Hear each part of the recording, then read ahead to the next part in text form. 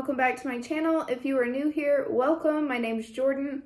I had VSG on September 9th, 2019, and today I am going to be sharing my 5 helpful tips on tracking your macros. I'm still fairly new to this. I did it before VSG for a very long time, probably 3 years before I had VSG. Not to the extent that I'm doing it now, but I did do it. But this time it's just different for some reason. Maybe I just understand it a little bit more clearer. I kind of understand the food part better now, having VSG and all those kinds of things. So these are the things that I wish I would have known my first 4 weeks of tracking my macros. So number 1 is buy a scale.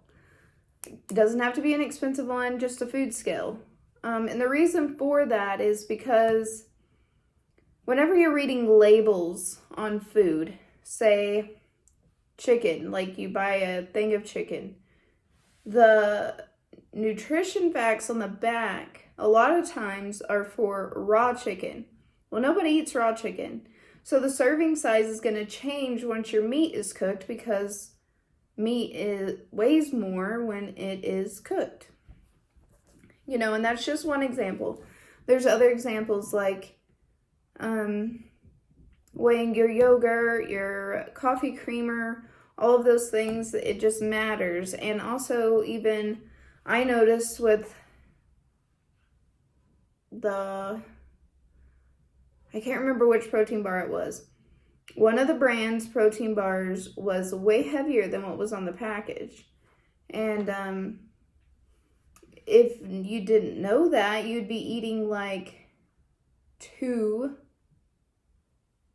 of what the serving size says on the back of the package. So anyway, the scale being number 1, it's been very helpful this go around. And number 2, I kind of touched on in my last video, but it was very important for me, for my body, for things that I've dealt with in the past, but watching my sodium intake, making sure that it doesn't go within 100 calories of what I consume in a day. So whatever total amount of calories you consume, that's where you want to keep your milligrams of sodium for the day. If not, causes inflammation. You'll have, I mean, a lot of people deal with other things. You might not deal with the inflammation, but me, I dealt with that. Water retention was real. Just make sure that you stay within your calorie range for your sodium intake. That's a big one.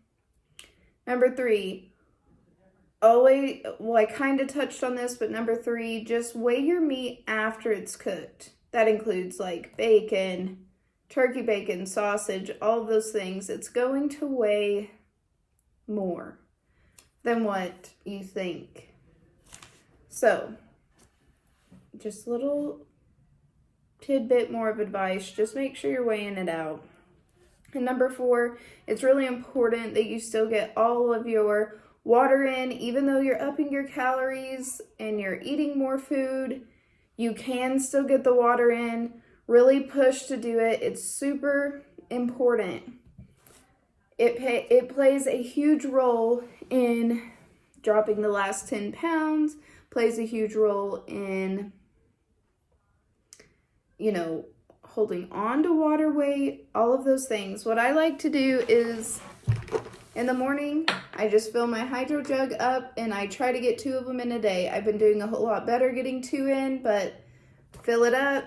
You're good to go. You don't have to throw away water bottles, keep up with them, whatever. You just have your 1, fill it up. And I just like to do that. I get a lot of questions, can I drink out of straw? I do use the straw.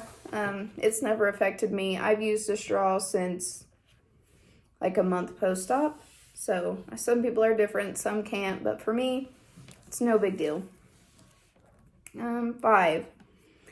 This is a big one. And I noticed it like a month and a half ago. I felt like I was putting in work in my workouts, but I was noticing like I'm not as exhausted as I used to be. And then come to find out, I started wearing my Fitbit again, and I wasn't actually working out, like actually exerting my body the time that I was putting down in my tracker. So just number 5, make sure you're honest with the amount of time you actually work out, the time you're actually active in your workouts. Because if not, and you're not actually truthful with that, you're going to get wrong macros. And that will make it to where either you're not going to be losing anything, or you're staying in maintenance, or whatever it might be. So that's just my last tip, is make sure you're being honest with the amount of time, because I was, like your warm up and stuff, you're not out of breath. You're not winded like you would be lifting heavy weights or doing HIIT or something like that. So just being honest with the actual amount of time that you're working out, I noticed a huge difference and a big drop once I started actually logging that and eating according to what I was actually working out. It's something you wouldn't really think about, because you think, oh, I went to an hour-long class, but then come to find out, like, you were listening to instructions for 15 of those, that hour, 15 minutes of that hour, or you had breaks and your heart rate came all the way down. Those kinds of things really matter when you're tracking your macros. I know it sounds silly and it kind of sounds like that's a lot of work, but I wish that I would have known these 5 things my first couple of weeks of tracking, and I think it would have been a whole lot easier. And I got a question in my DMs the other day about, what if I go over on my carbs one day? Do I need a takeaway or whatever?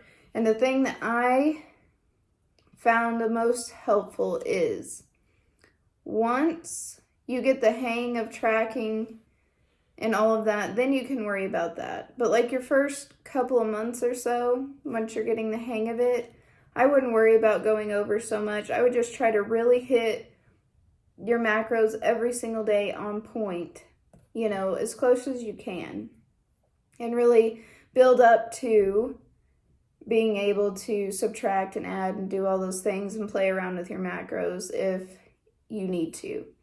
But until then, just really get and make it a habit to track and get on top of your macros every day. Protein, fats, and carbs. Making sure that you hit your numbers, and it'll keep you on track. I really hope that you guys enjoy this video. Give it a thumbs up, subscribe, and follow me over on Instagram at jordan2_lee. And I will see you in the next video.